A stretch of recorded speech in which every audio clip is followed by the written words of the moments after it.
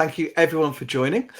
This is a topic that has been going on for ages: remote work, flexible working, work from home, work from anywhere. I think there is nuance, I think, to all the different acronyms. But this is really interesting. I want to set the scene because there's the employer perspective and the employee perspective, and it's really interesting. Clearly, COVID, everyone worked remote. Everyone that was doing a white collar job, I hasten to add, there's a lot of like medical workers and all of that were working in a place. But if you were lucky enough to do a job where you could work remote, COVID was a good catalyst for that. As we've kind of gone forward, so we're coming to the end of 24, and we're seeing a lot of companies like trying to get people back in. There's Amazon, there's Dell, there's Capgemini, there's insurance companies, banks. There's a whole raft, and then there's a whole raft that are fully remote, like my company, and a lot in between that have gone like 3 days, 4 days, and things like that. So the conversation keeps rumbling on. From the employee side, I think it's really interesting. I did a couple of polls actually, which I want to share with you, and we'll stick these on screen. So I asked actually if my company changed its work from home policy, I would quit, stay but start looking, or get on with it. So 59% of people said they would stay but start looking, which I think is very telling. So there seems to be a little bit of the expectations on either side aren't quite aligning, and I think it's going to be really interesting to see what happens with all of that. So I've got an amazing guest, Kim Wilkes from Zapier, Head of Talent Attraction. I'm going to bring her in. Kim, thank you so much for joining me. Absolutely. Thanks for having me. And I have to say, I took your poll. And I also said, I was one of those who said that if my company went from offering remote work to in office, I would probably start looking. Not going to lie. But there's something about when something gets changed on you, as a human. It's like you join a company and you're doing, 5 days a week at home, and they're like, no, you need to come in now. Emotionally, it's quite difficult versus, when we're hiring, if you're up front with someone to say, hey, the job's 3 days in the office, you can choose, what you want to do. But when it gets changed on you, it's a whole different ballgame, I think. Right, let's go to remote work, because I think I know you're remote first. And actually, maybe before we do that, can you give everyone a little intro? Who are you? A little bit of your background. That'd be really useful. Yeah, absolutely. And I think it's funny just thinking about your poll and my response to that, and thinking that if my company went from remote to in office, that I would probably start looking. And it's funny because I started my career, I worked in customer facing roles, and I worked in an office ever since being in recruiting. And I've been in the recruiting and talent brand space for over 10 years. I started working in an office, and I actually said, I could never be remote. I don't know how anyone works remotely. I love being around all of these people, which I still do. But now that I am remote and I work for a company, Zapier, that's been remote from day one, I would not want to go back to that. So it's funny how things can change on you over time. Yeah. I've spoken to a few as well. I mean, to be honest, I'm that guy. I'm also that guy. I got dragged out of the office like when the lockdown happened, like begging to go back, and because I think I love human contact. I really do, and I think I originally thought remote equals no contact, but you can get your human contact from other places. Also, you can go see your colleagues and all of that stuff as well. Yeah, it's so true. It's so true. And I can share a lot about that at Zapier. And I guess just for those listening too, those who are here that maybe aren't familiar with Zapier too, Zapier is a no-code automation platform. And we use AI and automation to help users scale their businesses and even build entire businesses all on automation and AI. So it really gives you that time back. We have over 7,000 apps that all connect to each other, so that it takes care of all of the administrative pieces of the work you do, all of the manual work that nobody wants to spend time doing, so that you can then focus on the more important things. And even when I think about like a new business owner, you may not have all the funding that you need to build from the beginning or to hire a whole team of people, but you can use Zapier and a number of other products to build your business. And then you get to bring in all of those people to do the amazing things that you're set out to do. So I've been here for 2.5 years, and I lead talent attraction here. So I have a really amazing team of sourcers, and we also focus on all things employer brand. Love that. And everyone's remote. Yes, everyone is remote. We have over 700 teammates in 40 plus countries around the world. We don't have an office. We have been remote from day one. So not during COVID, but from 2011, we've been remote. Love that. And is this your first fully remote job that you've done? I've worked remotely for companies that went remote during COVID. And it's funny hearing what you said. I remember when I was working at Uber and I was supporting advanced technologies groups of self-driving cars in Pittsburgh. And the office there is beautiful. And I did not want to leave. And it ended up being security coming to my desk and saying, you need to leave. This is not safe. So that was my first experience going from being in an office and loving it to then being remote. And then the next position that I took prior to Zapier was fully remote too. Yeah, love that. So to one of the poll questions, and this is a good one to ask you first, is what do you think about remote work ruining your career or your promotion prospects, anything like that? And then just also one example of this is Dell. I think publicly said that if you do not come to the office, you will not get promoted. So maybe Dell aside, what are your thoughts on that? I think it's a shame that that's a way of thinking that some leaders have. I do not believe that working remotely can ruin your career or can hinder you from reaching your career goals or even being promoted. Are there challenges when working remotely? Yes, absolutely. I've experienced them myself, so I'm happy to dive in and share what some of those challenges were. But do I think that it's impossible? No, it's absolutely not. And I hear companies, like you've mentioned, Amazon and others, that say, we haven't been as successful while our employees have been remote. And then you see on the flip side all of the success that they actually are having. And so I really don't think that remote work, as someone who loves remote work, and I feel like I've been pretty successful working remotely, I don't think that is the case. I really don't. Yeah. I would agree. Maybe there's a depends on which firm you're in, perhaps. Sure. I think you probably have to choose the right firm. Ones that want you in 5 days if you want to work remote probably aren't the right ones. But I think there's enough companies in the market, certainly that I speak with doing what I do.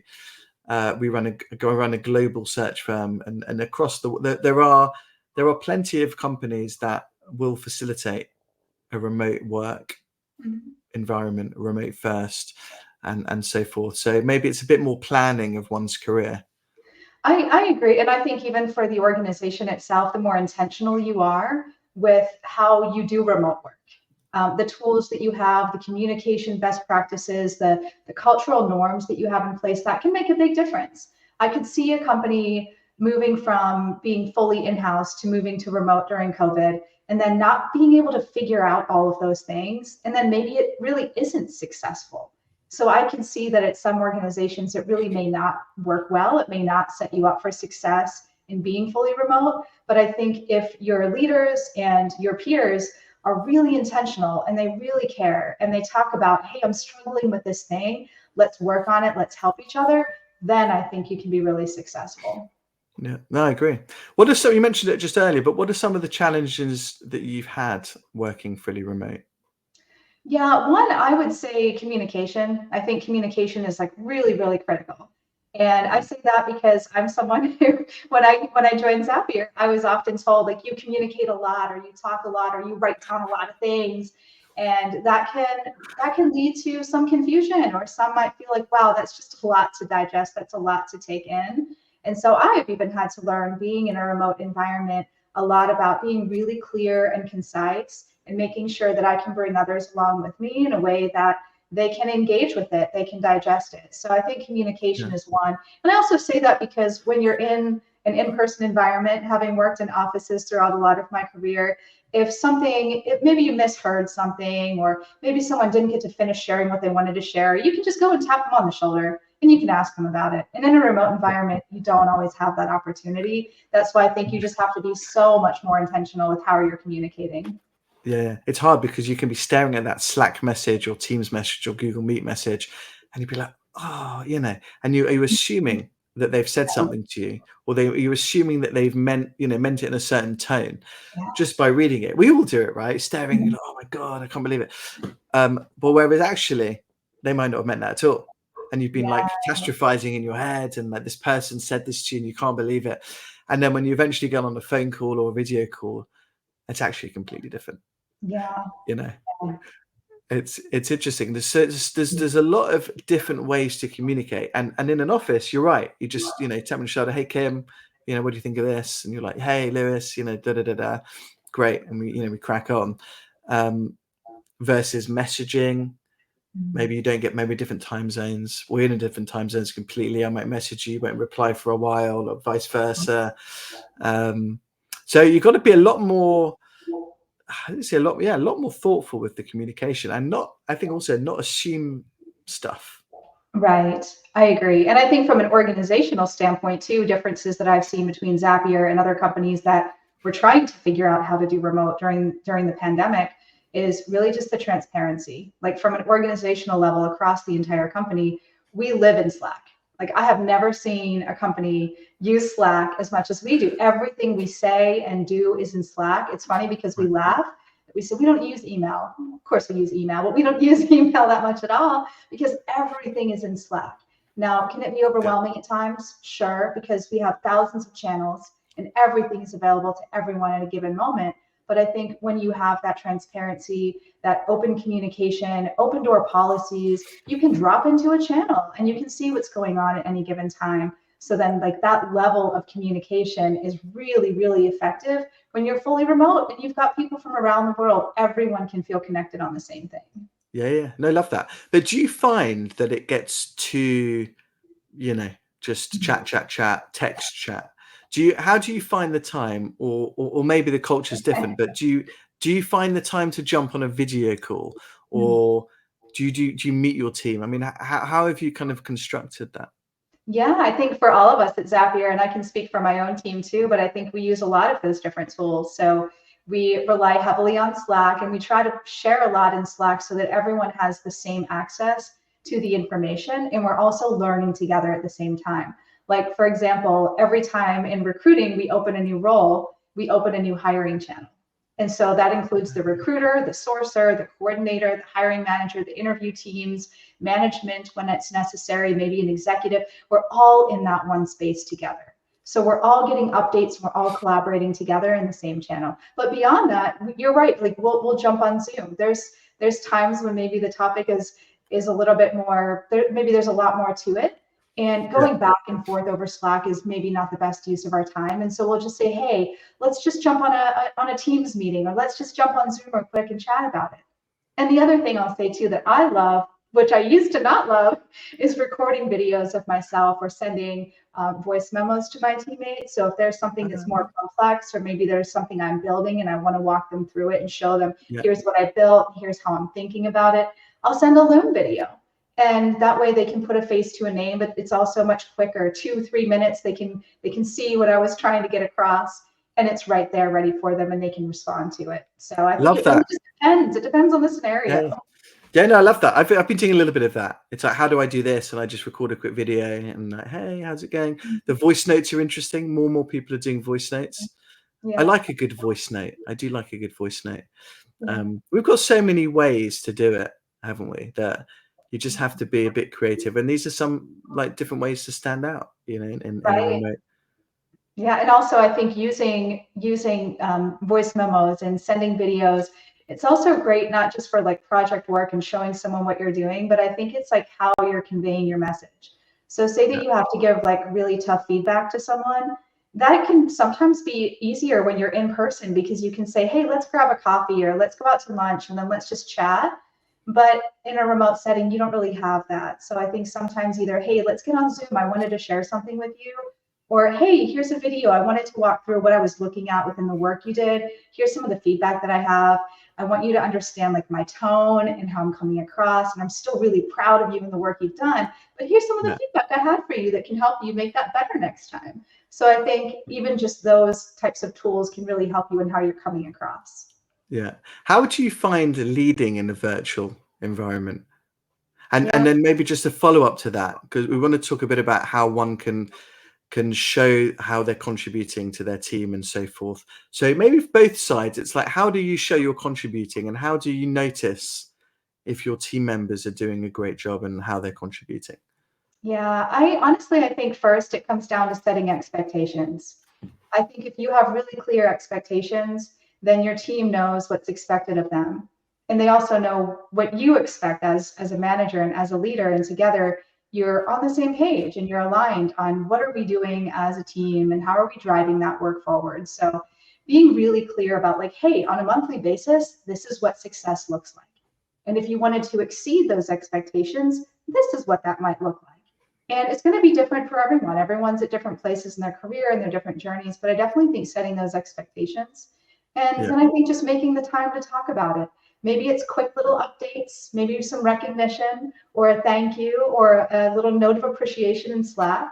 Or maybe it's sitting down on a monthly basis and like having a deeper conversation about their performance. Did they meet those goals? If not, how can we help support them to reach them going forward? So I think it's again like setting expectations and then being really intentional with the time you have and how you're communicating with them. I don't know. I'm curious to get your thoughts though too. Well, I lead a virtual team too. I mean, we're all over the place, fully remote, no office. We're in lots of different countries, from India to the US and UK, Europe, and all of this stuff. But I've not always led a virtual team. I mean, before COVID, we were all in one office in London, and then things started to evolve, and then suddenly it started to stable and stuff. So I've had to be a lot more thoughtful with the way I lead. I think I'm closer with my remote teammates than I was with my teammates when we were in the office together. I think I make more time for my teammates now. I have we have stuff in the diary. I do a weekly or whatever it might be. Is different for different folks, but I always ask when people join me, how would you like to work together? And then together we set a cadence that people are comfortable with, so I can give them their space, they can do their thing. We're all clear on what the goals are and where we're headed and things like that. And then I'm always there to support. We use Google Meet rather than Slack, but it's a similar story with the different channels and stuff like that. And we do lots of video and Meet. So I've been way more thoughtful than I was when I was in an office. You maybe even just take it for granted, I think, or certainly I did, I think, when I was in an office, and you only start realizing that later. So much more thoughtful. We do team calls every day. They're not mandatory. It's just a place where people can pop in if they want to chat about different things. Because I think for me, one big thing for me is that if you chat with your teammates about things that aren't particularly important, you open up lines of communication. And when it comes to big things and big topics and important stuff, you already have a rapport, you already have a friendship, and it makes it that much easier. And so that's what I do a lot of. I mean, not completely random stuff, but it's good to make friends with people as much as you can in a work setting. And that communication, to your point earlier, I think is key, because you had good communication, a lot of other stuff can happen. So that's what I've been doing. I love hearing that you're doing that too, and that you're being so thoughtful with your team, because I think that's also key. Like, I know I mentioned like setting expectations and making the time to discuss the important things around work, but like you're saying, it's also just so important for us to just get to know each other as people. And I often hear folks say, oh, that's really hard to do when you're remote. And I really don't think it is. I think like you, I feel more connected to my team, my peers, and my managers and various stakeholders in a remote setting here at Zapier than I have when I've been in an office. I think you just have to set aside the time. And like in our team meetings, we start every team meeting with a fun icebreaker. Sometimes we'll play a game. We always make that time to just connect and laugh and try to get to know each other more and more. That's always definitely like one of our highest priorities, because like you said, that helps to build trust. And when others feel that you really care about them and that you really know them on a deeper level and that you trust them, they're more willing to open up. And then you can work really well together as a team. Definitely. Because I mean, everyone talks about culture. Yeah. What is it? All of this stuff. And for me, like, I think it boils down to the way people treat each other, just, caring about someone, and taking the interest, and, how you doing? What's going on? And, obviously, we're predominantly all in a business scenario where it's about doing delivery, making results, output, money, whatever you kind of however you want to call it. But I think you can still have good quality relationships and friendships and stuff with people that you work with. And I think this is the thing you do most in your life. You spend more time, whether it's virtual or in person, whatever, thinking and being and doing this than you do with your family and your friends. So and you can't get this time back. No, That's the one it's thing so you can never true. get back. It's so true. And that's why you've got to have fun too. It's not just all have about work. to. You've got to have fun. No, you have to. I mean, it's like the one extra thing in this life is we all have 24 hours in a day, and you get to choose how you spend it and who you spend it with. And it's an important decision, And so, if you're, and I'm really into that, and I think it's really important. Work hard, make good quality friendships, and choose who you surround yourself with. So Exactly. Yes. Very well said. thank you. So I love that. The other thing I want to get your thoughts on is staying visible. So we've talked a little bit about some of the stuff that we do as leaders, but if you're an individual contributor, maybe you're new to the workforce, you found yourself remote. I mean, how do you even, how would you even go about doing it?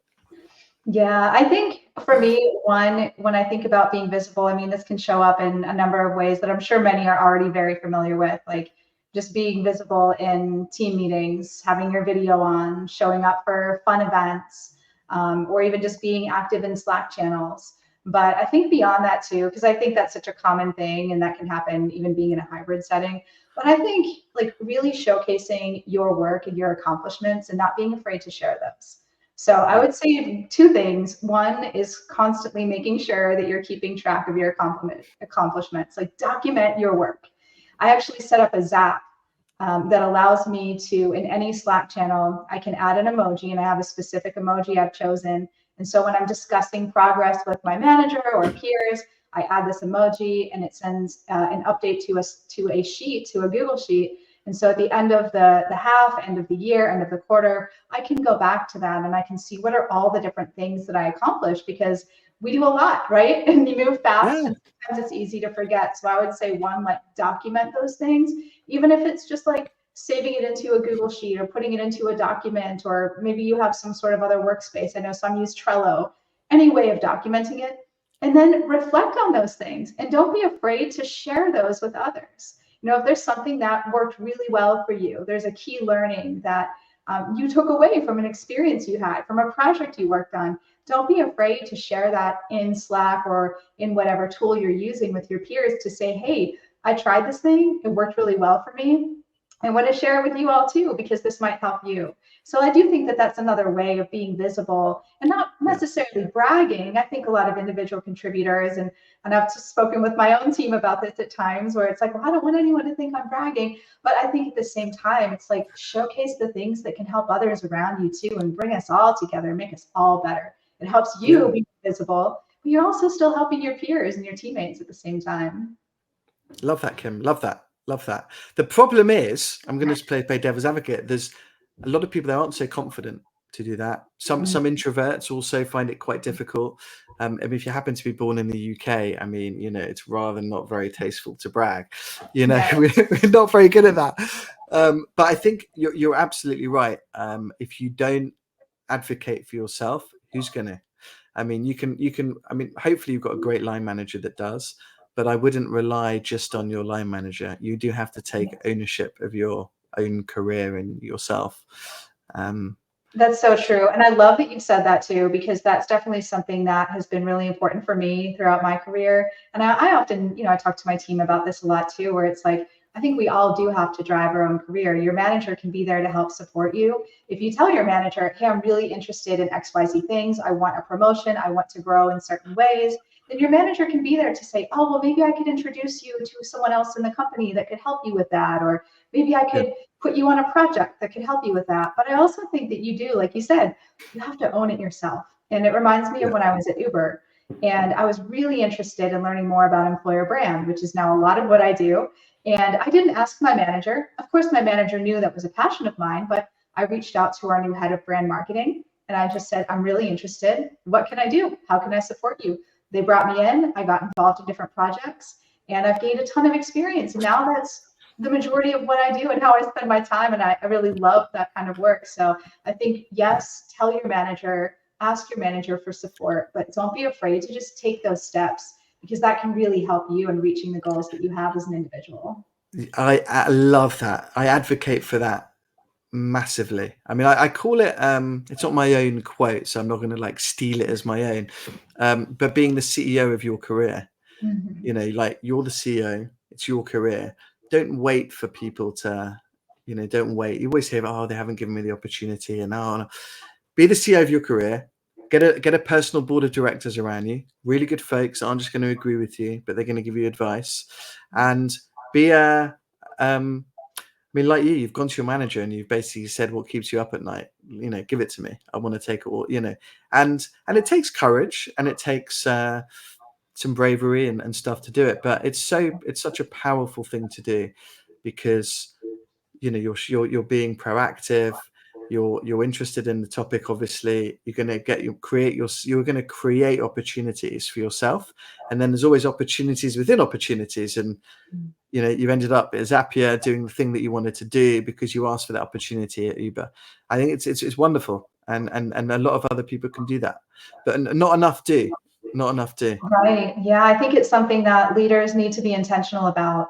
And I think if what you and I were just talking about is creating that environment where it's like a caring environment and a trusting environment where your team can open up to you and be honest with you, then I think you can have those deeper conversations. And I've done this a Yes. lot with my team, where I've asked them things like, what do you love? What really fills you up? What type of work do you want to do more of?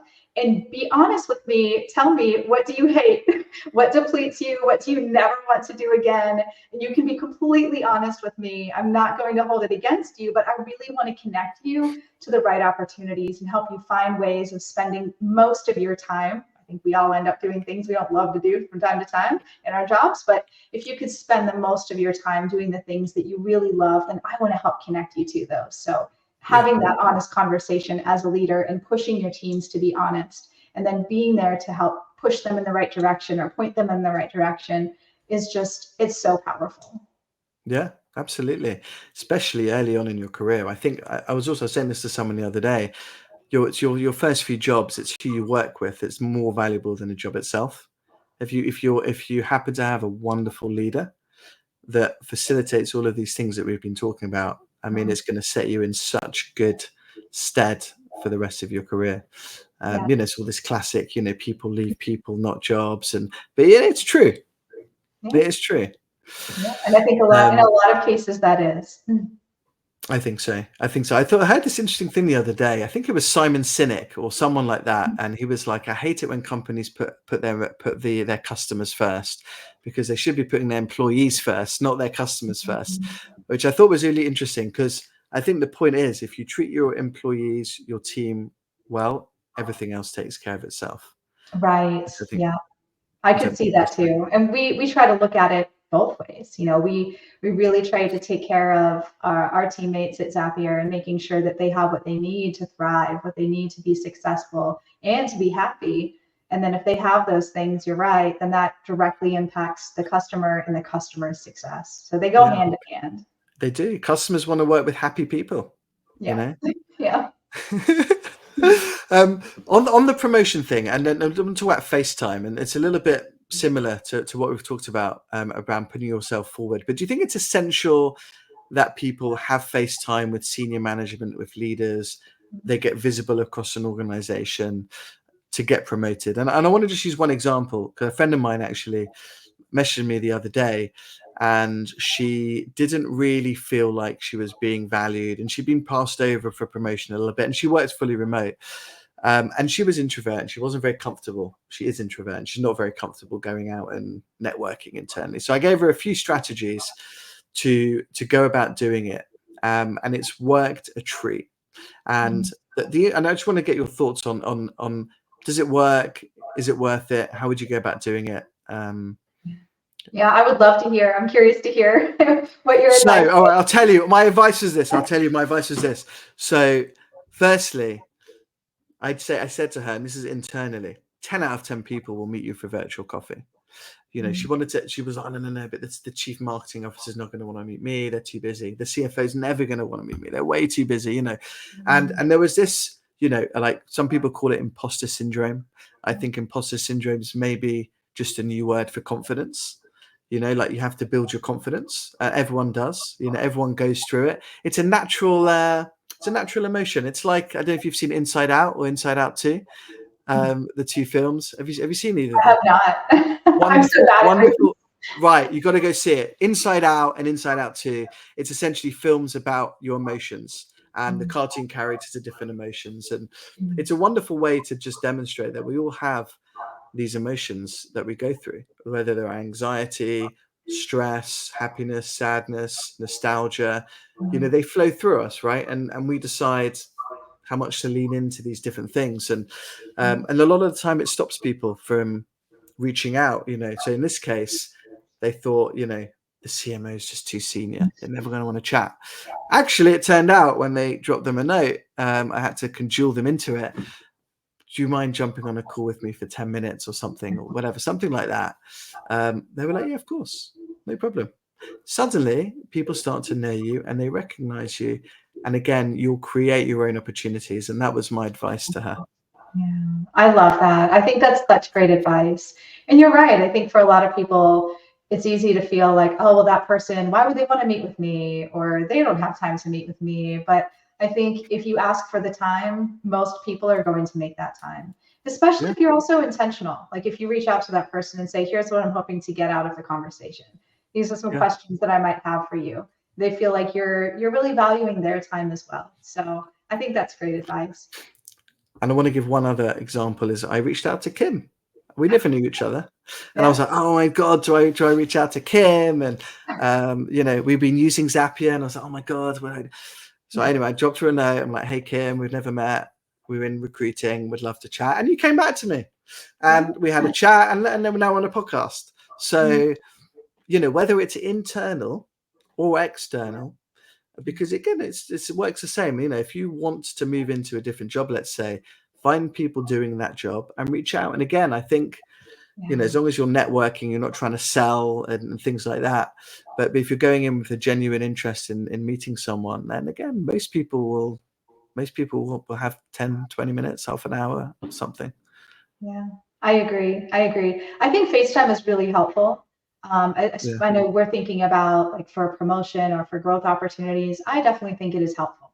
I wouldn't say that you have to like 100% of the time. We're all human. We have our days where maybe we don't feel our best, or we don't feel like we look our best, and maybe video is not always necessary. I do think it's helpful. I think it's helpful to put a face to a name. That's oftentimes why I will use a Loom video or share some sort of video so that the recipient can see who I am. But I don't always do that. There are days where I think, nope, not today.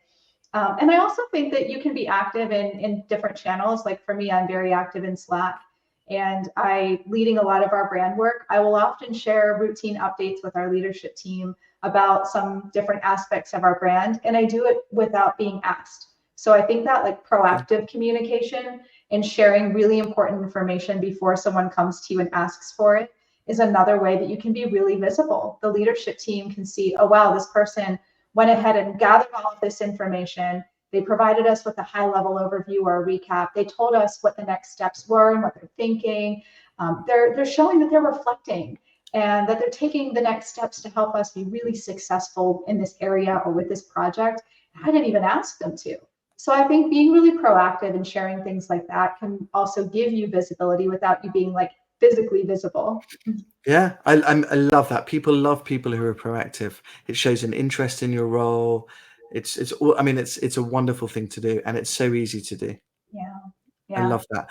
What do you think about attending a video meeting with your camera off when others have it on? For me, I feel a little weird, but right, okay, fine. There was just a debate going on. Yeah, I think it's okay though, and I've seen it many times where someone might say, "Hey, I'm going to be off video because I'm not feeling great today," or "I'm going to be off video because I want to sit here and eat my lunch, and you probably don't want to watch me eating my lunch." So I think it's okay, but for the most part, if I'm with a team and everyone else is on video, I usually throw my video on because I think this is a great way to build relationships and to build connections with people. But if it's just one of those days where you're not feeling great, I would just say don't feel guilty about it at all. Just let them know why. Let them know why, I think, is the key. Yeah. Don't just rock up without your video and let them know why. Yeah. Very true. I want to ask you one other thing. So there was this year there was a viral TikTok about, I don't know if you saw it, the 8 a.m. meeting. Have you saw the 8 a.m. meeting? I did not see that. Let me ask you this. This is interesting, and there's no right or wrong to this. But there was this TikTok video, and basically a young employee was asked by their boss, a last minute, can you attend an 8 a.m. meeting? And the guy was like, no, I'd have my gym class at 8 a.m. Not coming. So there was a whole, you can imagine, the whole like everyone weighing in on both sides. On the one side it's absolutely, it's out of hours. The guy starts at 9 o'clock. Why should he go to the 8 a.m. meeting? The other kind of side was, well, he's excluding himself from what might be a good meeting. Is he going to get invited again? So just in the context of like remote work, and it's an unusual request, but how would you go about it, or what would you advise someone to do if they got that kind of That's such a great question. I actually recall reading some articles about that. I think there might have been one on LinkedIn at some point. It's funny because that definitely like rings home to me, because, and I think I shared this with you, but I have my gym days, and those days I don't usually log on until 9:15, 9:30, because I drive 20 minutes to and from the gym and then getting back and shower and things like that. And there are times when I'll get a meeting invite early in the morning at like 8:30 on a day where I have my workout scheduled. And for me, getting to the gym, that's like a really big part of my life and staying healthy. And so in that situation, I would probably weigh the importance of it. I might ask the person, hey, I'm going to be honest, I had this thing planned. Is there any way that we could move it back a little bit? Could we meet a little bit later? Could we maybe move it to tomorrow when I don't have my gym plans? Or maybe in asking them, you could ask them like, hey, like how critical is this? If you really, really need me there, then I'm going to be flexible and I'm going to move around my schedule so that I can be there. Now, personally, I don't do that every day, but if that happens, I don't know, once a quarter, then I'm going to move my schedule around so that I can be there for that meeting. So I think it's all just about understanding, like, what's the context? How important is it? Is it maybe time zone changes where that person, if they're meeting a little bit later for you, maybe that's eating into their family time at home and they have a new baby at home. Like, I think it's just really understanding the situation and trying to be flexible. Yeah. Love that answer. Love that answer. I think for me also, it ties back to how we started this conversation around communication. And if you have these open lines of communication, you understand, he or she doesn't ask you often. It must be an important one, or they can say to you, I think it's all down to communication and context for sure. Love the fact that you do your gym days. I'm religiously preaching how important health is. I do quite a bit myself, 5 days or so. But it's important. And I have it in my diary like it's the most important meeting of the day.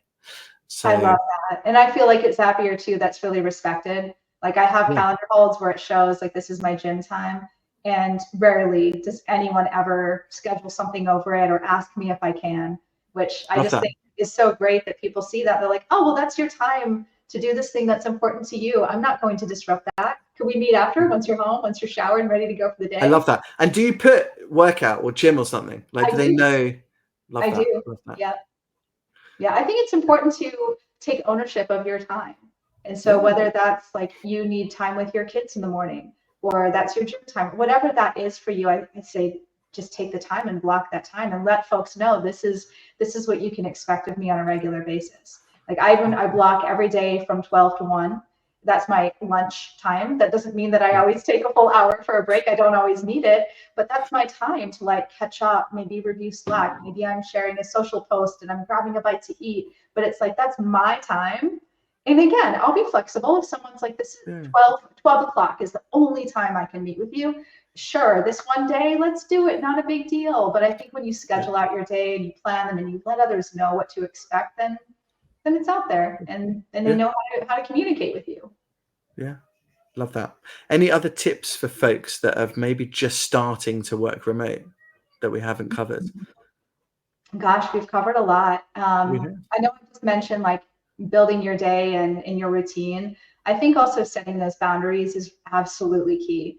That was honestly one of the hardest things for me when I went from being in an office to being remote, was setting boundaries. I had Slack and email on my phone, on my personal phone. And I remember sitting in the evening with my partner watching TV and answering Slack and answering emails and text Yeah. messages. He's like, when are you going to log off and just relax and enjoy our time together? And I thought, you're so right. So actually now I have my personal phone and I have my work phone.